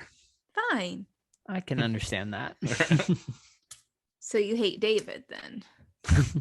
I think we all should hate David. He's Right. very abusive. and Well, I bad already person. said that. I was just trying to find another quote to say from that movie, but nothing came to mind. Okay, your turn. Let Joe. me in the fucking house. He Or had hit bruises in your all over his chest. chest, Dad. You hit David, Dad. Why would he hit him in the chest of all places, though? No, Right. If he's gonna hit him, it's so he can't. I don't know. I guess whatever. So that he could hide them, so people wouldn't ask What questions. did he say to the dad? Like your daughter's puss or something like What really did he lewd? say? There's I something really forget. lewd. No, Like I made her like I took her. Oh well, virginity, something like he busted up his like car. It was like a old Mustang or whatever, and then he put a note on the car that said, "Now I've popped both your cherries" or something like that. That's yeah. so he deserves death. Yeah. yeah. Fucking Mark. Yeah. All right, whose turn, Joe's? Joe's turn. Sure. Okay. This one comes to us from Kayla. So thank you, Kayla. Kayla. All right. What is the year listed on the photo in the final shot of The Shining? 21. Correct. Yeah. Yeah. 1921. Yeah. Man. It's the 100th anniversary. Yes. Like very Wait, recently. so you're telling me Jason Voorhees? Oh my God! Here we go. Tell me, Dak Torrance is 95 years old. All right, Sam. Fuck, that All movie's right. good, man. Mm-hmm. So fun. All right. What is the profession of the crew that television reporter Angela Vidal is following at the start of Wreck? Sorry, say that Can again. you repeat that? Yeah, sorry, I read that weird. It was the first time reading it. Okay. What is the profession of the crew? Fire department. You're not gonna let me finish the question? Oh, I'm sorry. I thought. Why put it to? No, it's fine. You got it. All right, thank you. I'd work Wreck's for a that. great movie.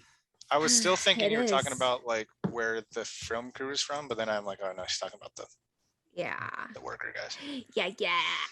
Yeah, Quarantine's a great remake of it too. that's Dexter's sister. Yeah. Your turn. Hey, Tom. we should do. You know what we should do? Well, I don't think we've done is we should do a Japanese original and remake, Did it? like a Oh, as I like said, a we did on like Disney. Yeah, a like ring, Ringu like a or- ring and ring you, or yeah. Pulse. Mhm. Pulse is a good Grudge, the Oh, eyes. yeah. Mm-hmm. Pulse and Pulse, yeah. Or like a retrospect. My turn? No. Yes. Yeah. Really? Yep. Oh. Okay. This is gonna be a simple one, people. We gotta get on the ball here. Oh. What clue. is all right, let me rephrase it so everyone understands right away. Okay. In this movie, they had to take liberties because they couldn't exactly say, hey, this is the Wolfman from Universal Studios. So they had to Monster Squad. no, I'm giving you an example. Okay. All right. Creature from the Black Lagoon. is referred to as what in the Monster Squad credits? Gilman. Sam. Nice. All right. My last question. All right, so this is one I've been thinking about for a while. This is one I think most of our audience would get right away, but I'm not sure any of you are going to get. Okay. Bother. So, what is the last line of dialogue in the weekly Deadly Grounds coffee ad?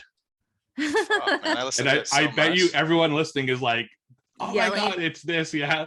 It's to die for. It's It's not. good to get a little deadly. Nope. It's Deadly Grounds coffee. Coffee so you'll good. die it's without scary. it. No. Deadly Grounds coffee. Nope. You'll die without it. That's a no too. No. You guys give up? Drink up, Yes. zombies. So the last line of dialogue in the ad is, "Ugh, they're so disgusting." Okay. 100 times. Use I've the aired front that. door. I Yeah. want to do over. Coffee's disgusting. No, it's the zombies that The are zombies trying to get into the guy's house. Yeah. Oh. Misleading. I was thinking of the Alright. other Deadly Grounds commercial. Not the one There's I two of used for them. 100. Not the one you use, yeah. Just stop. Just stop The it. ones we used Can we make to our use, the own? one we used to use. Yeah. Mm. We could. Yeah, we make could our just own. we That'd could be do fun. something. Mhm. Make it really cheesy. Like I'll Mhm. do a big yawn and like, hey, bud. Right. That'd be fun. Who's up? All right. Joe. Me. Joseph. Okay. All righty. Are you ready? Yes. Okay. Stephen King rules. Yes. That was an alternate question. Was it? I have a fun story about Monster Squad. I'll talk about it during our review though. Ooh. Okay, so in The Silence of the Lambs, Lotion. who is Buffalo Bill's victim the daughter of? Senator. Correct. A Yeah, U.S. boy. senator. Man, Todd's All killing right, it tonight. Todd. I think he's gonna I catch up was- to me. Better watch out, Steve. I've been sucking lately, dude. Sucking the freaking big old balls. Ooh, All right, Sam. All right, last one. Are you ready? Yes. yes. Give it to me. And then I Ooh. got a bonus. Ooh, boner. If I get both of these, I can tie Steve. What's up, Yeah. Steve? All right. Got Steve. Hey, Steve, you're on mic. You're on mute. Right Yeah, now. right. Just- I'm trying to help you out. Hey, you haven't used that one in a while. I know. I'm bringing it back. Yeah, it's due for a comeback. All right. During what war does the Devil's Backbone take place? World War One. No. No. Spanish No. American Yeah, War. Spanish. Civil All War. right, That's right. Joe. God damn it. Nice. I'm rooting for Joe. I Thank thought of you. it after. Devil's Okay. Backbone. Remind me what that is. I don't remember. It's that. so- Devil's It's Backbone. It's Like a yeah, Spanish go ahead. film. Yeah. Del Is it Toro. Guillermo? Or Yeah. Yeah, Yeah. I don't think I've seen it. I don't think I've seen it. it's Good. good. It's very It's good. good. All right, here's my bonus question. You ready? Big Yep. boner. Boner. What horror shirt am I wearing? Stephen, Ghoulies. Stephen King rules. I can't answer That's that. not I've fair. seen you all That's not day. fair. Fine. Is that it? That's it. All right. All right, Todd. No, I demand a bonus. No. I demand one. No. All right, you bastards. All right, big night for me. I got 5 points. Sam with 1, Joe with 2, Steve Oh with yeah. 1, which brings us to Steve holding on to first place with a margin of 2 with 85 points to my 83 to Joe's 79 to Sam's Wow. 55. Killing it. Week 34 or game 34 is up next week, folks. Lovely. Get ready for the Candyman questions, which I'm not strong in because I've only seen it once or twice, so we'll see. Okay. Ready to watch Monster Squad? Bop until you drop. Dance until your heart stops. That fucking song. so catchy. Na, 80s. na, na, na. You like my dance I sent you guys? Yeah. Yes. Yeah, that was great. Thank you. You should post that on the Discord. It's good. It was, I don't know if you can post videos on Discord. Lame. You can, but they have to be really short. That was only like okay. 6 seconds. Yeah, that should be fine. All right, the Monster Did you have Squad. pants on when you were dancing, Todd? Ooh. I did. Yeah, my son was in there, so I watched it. It's actually one of his favorite movies, which we'll Oh, watch. that Oh, makes me awesome. happy. Okay, the Monster. Oh, I also thought someone was going to ask what Fred Decker's other movie was, Night of the Creeps. So, Yeah. Oh, Creeps, I had Burger King in my chamber because I thought someone asked what restaurant is featured prominently. Nice. All right, the Monster Squad, directed by Fred Decker, 1987. Count Dracula adjourns to Earth, accompanied by Frankenstein's monster, the Wolfman, the Mummy, and the Gill Man.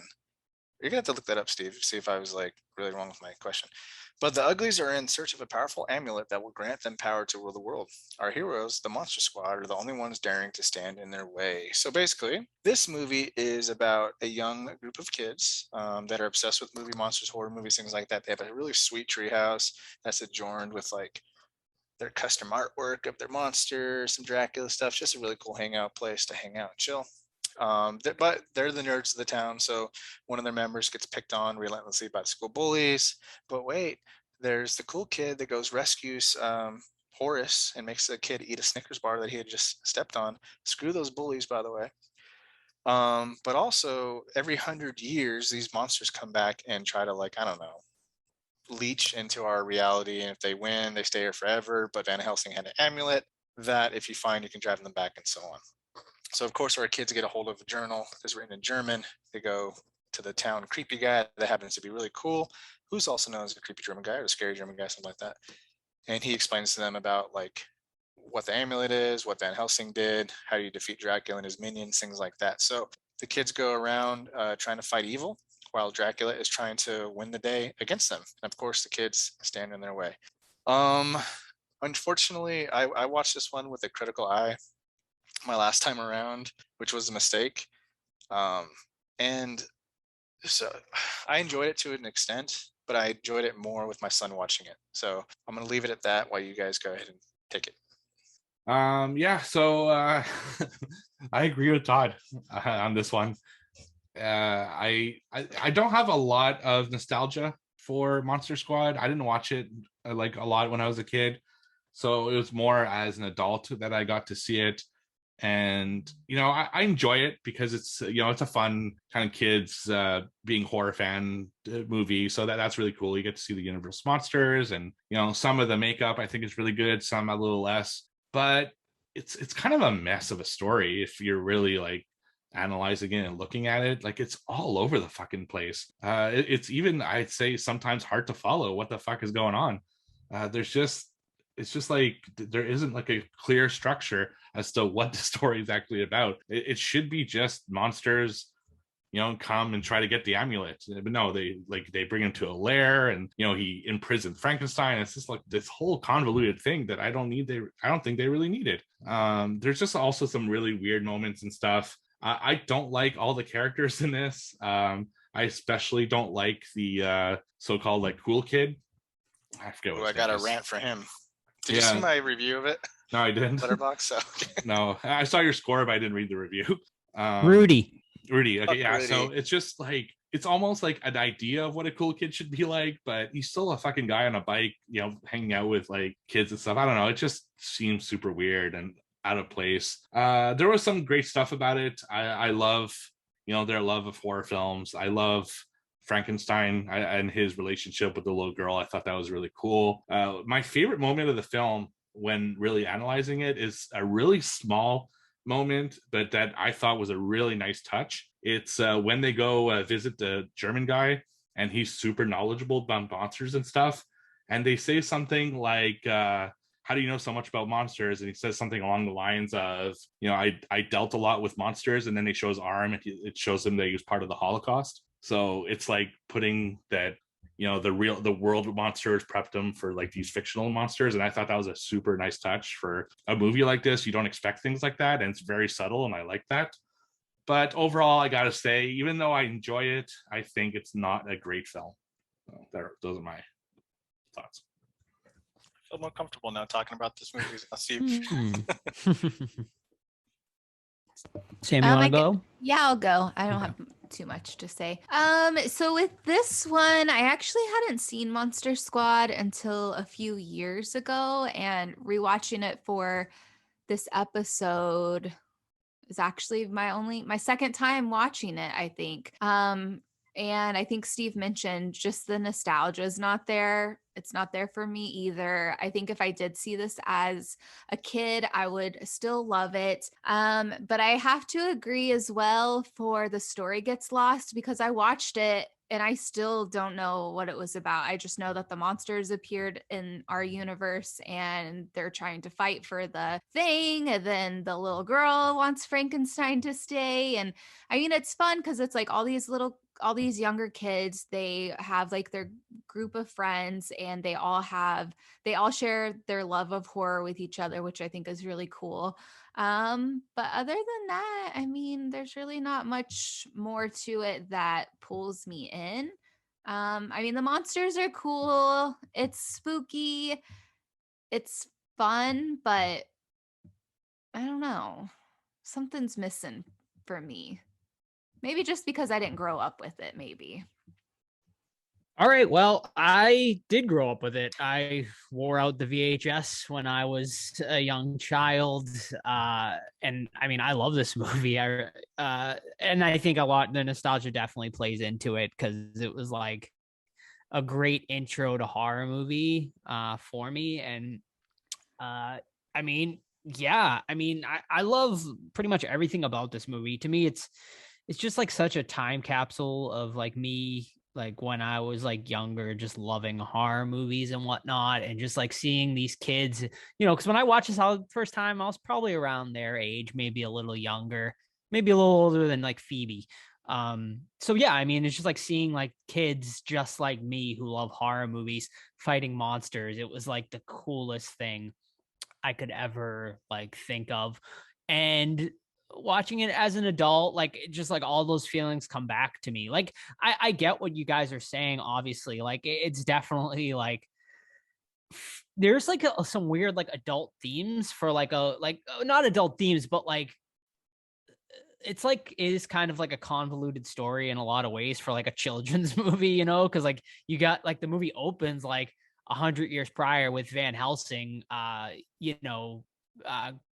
doing the same ritual that the kids end up doing, which like as a kid, I hated that scene. Like I just was like, oh, what is this?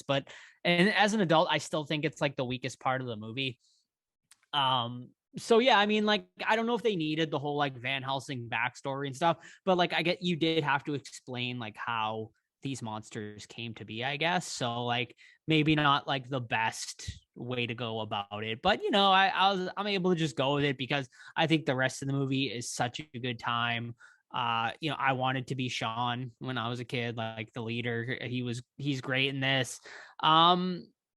Rudy like was definitely the cool, like as a child, like Rudy you think is the cool kid. Like now I get what you guys are saying about him. But and then like just the monsters in this are perfect. Like I think the makeup on all of them is great. I think they're the like pretty much the perfect look for all of those Universal monsters. I think Duncan Rhaegar's performance as Dracula is one of the best performances of Dracula. Like in cinema history, I think he's overlooked, and I think it's a super underrated performance. I mean, people might think it's crazy for me to say that, but I think his performance in this is fantastic. And the relationship between Phoebe and Frankenstein in this is just so great too. So yeah, I mean, I love this movie. Yeah, and I can totally see why. If you watched it as a kid, like my son, like he's done it like probably his fourth time now. And it's cool too. He's like, "Hey, are they talking about the original Frankenstein movie, like with the references?" I'm like, "Yeah, it is." So like, it's pretty cool. But yeah, same thing with Steve and Sam. I did not watch this a lot. Maybe once when I was little, something like that. So it never really stuck with me. And I fucking hate Rudy, man. He is like, he's a sexual predator in the making. Like he's gonna force a woman to do shit because he's like, all right, I get you're looking at like, okay, let's do an example of like a movie that did it right, quote unquote. It's Friday the 13th Part 4. Where Corey's like looking through the window. He's like a little boy seeing a girl in dress, whatever. And it's like, it's played more like innocent and cute. But this motherfucker's up in the treehouse, like, that's all he does. That's all he does. And then he's like trying to flirt with a high school girl, and he's just like not fucking cool. I cannot stand him. He needs to get punched in the face. I don't like it. Plus, I think he's like a straight up loser. Like he's supposed to be older than all these guys, and he's hanging out with like the sixth graders, and he's supposed to be like 8th grade. Like, I don't know about that. You're not that cool, buddy. Now who's the bully, Todd? I'm the bully of Rudy. All right. Rudy could suck it. What's his nickname? Fruity Rudy. That's too easy. Don't tell you that. It has to be. Fruity Rudy. But like I mean, this is my birth year, 87, and I guess things weren't as strict back then, but all the stuff they called Horace over and over again was like, all right, Like even his friends called him fat kid, which is like, these are your friends, buddy, and they're making fun of you like constantly. I just didn't like that stuff. And then obviously him calling them the F word sexual orientation thing was like, once again, I get it's 87, it didn't really age well, but it was still kind of off-putting. And I think that's part of the adult themes Joe was talking about. Like, this is supposed to be like a fun, happy-go-lucky kids movie. And another example of when it did it right was the Goonies, the Truffle Shuffle. Like that's done more of a playful, cute, he's a friend way, not let's mock this kid every scene we get. Like if I was that actor, I'd feel ashamed of myself. Like they got me in here just to make fun of me. It's like I'm looking too much into it, but like I was watching it from that point of view. And then like, yeah, a lot of the plot was like, what's happening? Like, why is this so complicated when it doesn't need to be?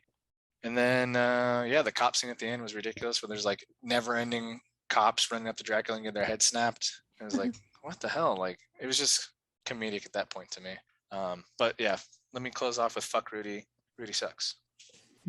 Not to break it down or anything, but Horace, who played Fat Kid, tragically died very young of pneumonia. Why you gotta call him 22. Fat Kid, Joe? Well, that was his nickname in the movie. I know, Horace, but you don't feed it. I'm sorry. Well, that's just like Horace. What everyone call Horace. Yes, that's a great. He has his comeuppance though when they're like, "Hey, Fat Kid, good job." And he's like, "My name is Horace," and he cocks the shotgun in his little action movie scene there with the creature. But yeah, he tragically died at age 22 of pneumonia. So yeah, very sad situation. They go over that very in depth in the Wolfman Got Nards documentary, which is you can watch on Amazon Prime for free. So if anyone wants to, for you fans of the Monster Squad, which I seem to be the only one here, but yeah, so yeah, I definitely recommend checking out that documentary if you're a fan of the movie.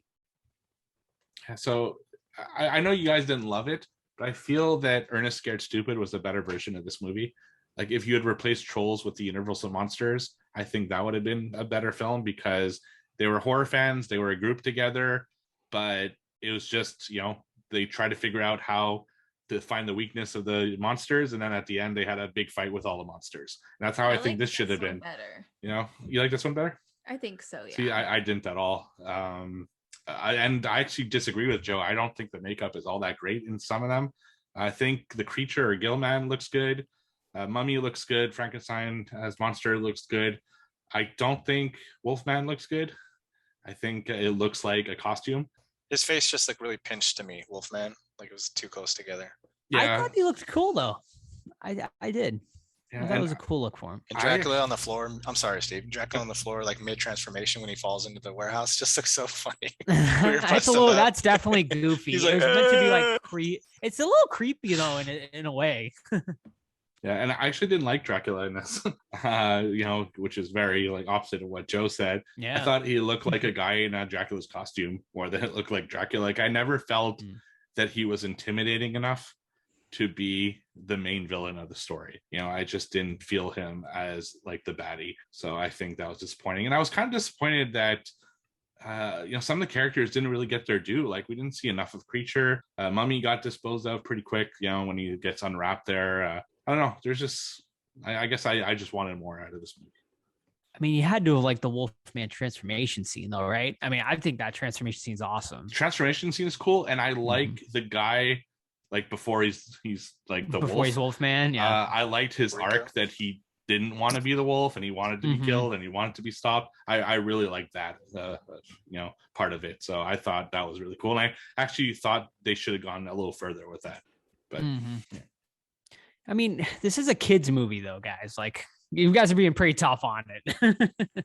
Well, I don't know, but my son was like, to the bully scene, he's like, I just punched both the bullies in the face. Like, yeah. Good job.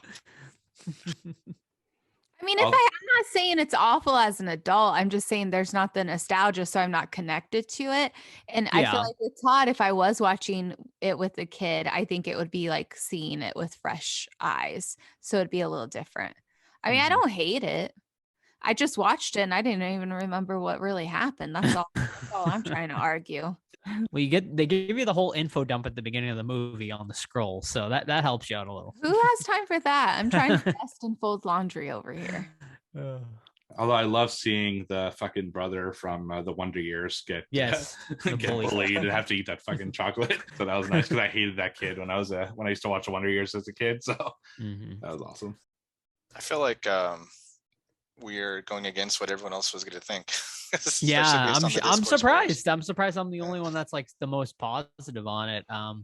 Definitely surprising, and I'm considering our logo in our show name is like, and I'm the only one that's like loved it. I enjoyed it. I'm just saying I don't remember, so I can't give a great review. I was just trying to pull something out of my ass for tonight's episode. Damn. It's a great concept for sure. I love the idea of the Monster Squad. It's fun. I love the Monster Squad. The monsters were cool.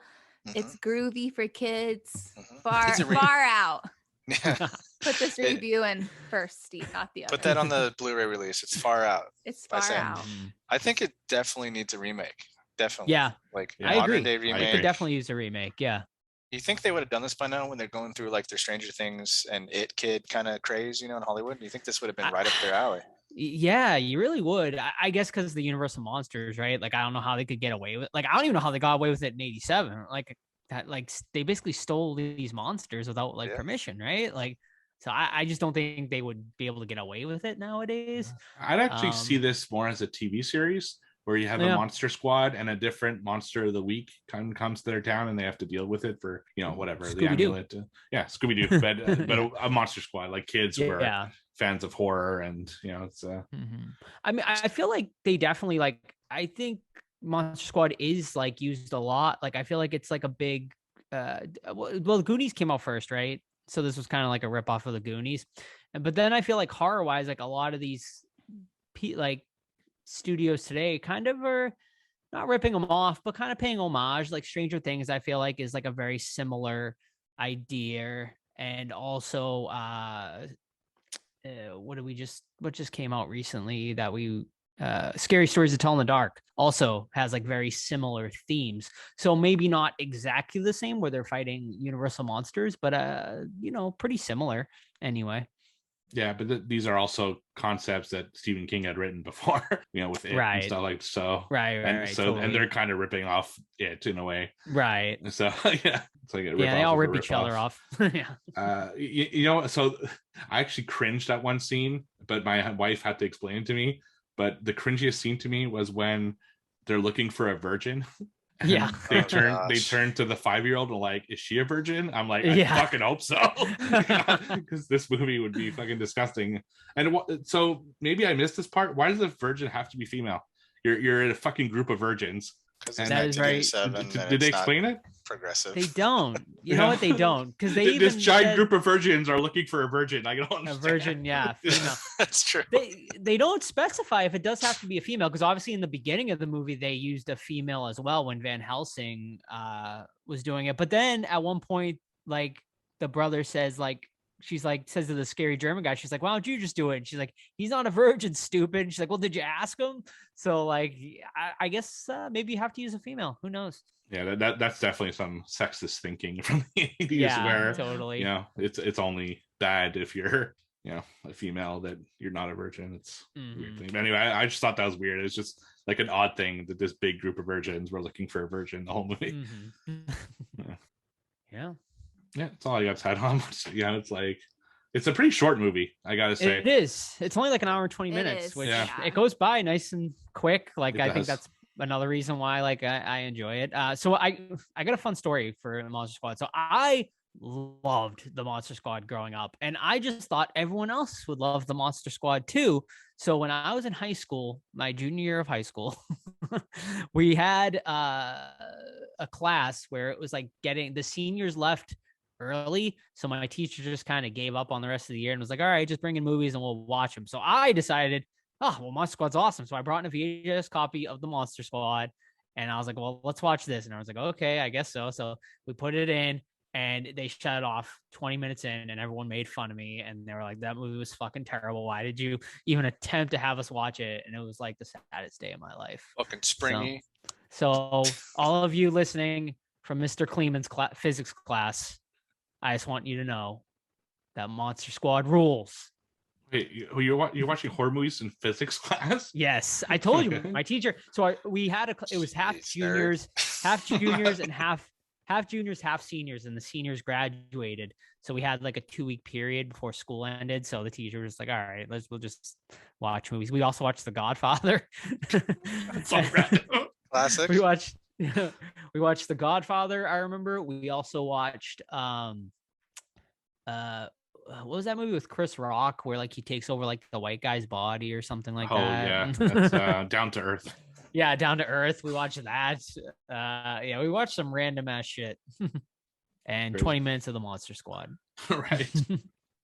So Down to Earth was fine, but Monster Squad wasn't. What the fuck? Everyone all the kids, just like no one was respected. I think because it was like an 80s movie, and like it was like 2004 or 3 or whatever. And yeah, I remember the physics teacher took out the VHS and he just like threw it at me and he's like, Stephen King rules, and like everyone laughed and they all made fun of me. So what can we do? You all right, buddy? I'm okay.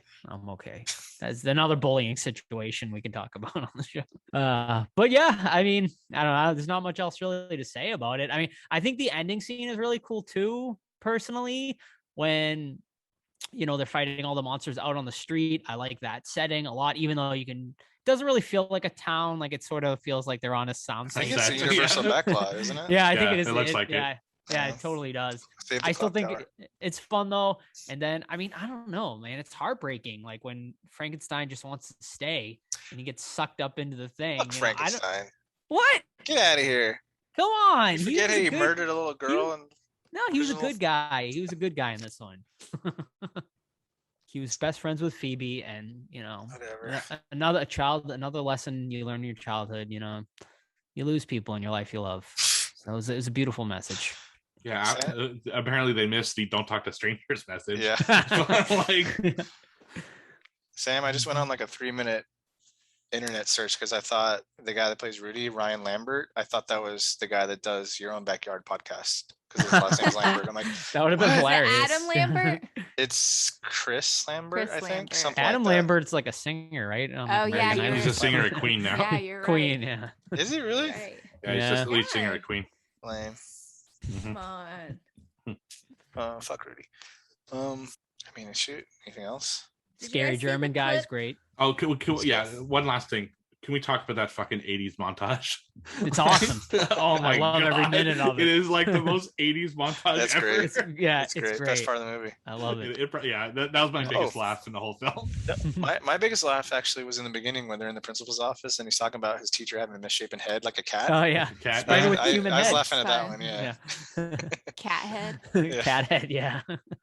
And do you also like that the military apparently responds to handwritten letters in crayon that the child sends? All right, where are the monsters, kid? What the fuck? It was 87. I mean, once again, they didn't have anything going on. Yeah. Oh man, and I was so jealous of like how Sean had he could sit on his roof and watch movies from the drive-in. That would have been the best. That was like amazing, yeah.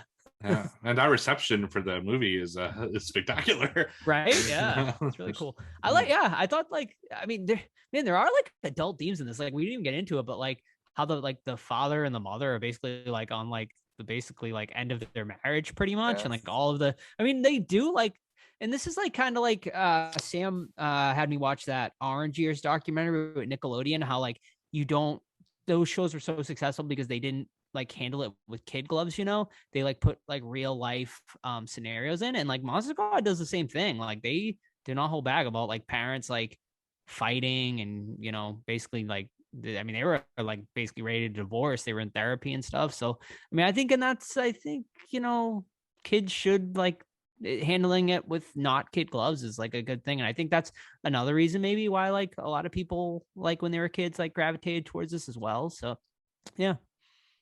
Because your dad was a detective researching the missing mummy.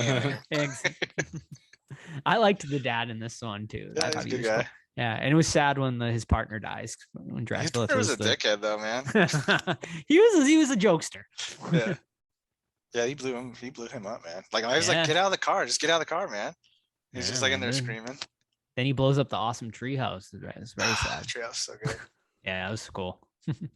You know what the most random scene is though? Is when the I mean, I know they had to. I guess they had to say how all the Universal monsters get there, but like when those two dudes just driving the airplane. Yeah, they're super slow around. Yeah. Oof. But yeah, we rating this fucker. Yep. You started off then. Well, I'm afraid to rate it. I mean, this is like pure nostalgia factor rating for me. I mean, I love the movie. Is it like if I was like looking at it with a critical eye, I'd probably be a little more strict on it. But I mean, this movie was my childhood, and I love it so much. So I'm giving it a 9. Will it be in your 80s top 10? I don't think it will. Just because, man, I mean, the 80s is Stacked. so This is 9. stacked. Yeah, it is a 9. Yeah, I mean, and I don't think so it'll make my top 10. No, because I mean, I think all the movies in my 80s are going to be damn near 10s or like 9.5. So I just don't think the Monster Squad is going to make that list. We'll see. Well, I'm also said that I'm basing this on like pure nostalgia points too. Okay, but like, you don't do that on all the other movies you watch. You have a very critical eye. Right. I mean, it's So fair. just give us the critical eye score. If I was a critical eye score, I mean, this is at best maybe a 7.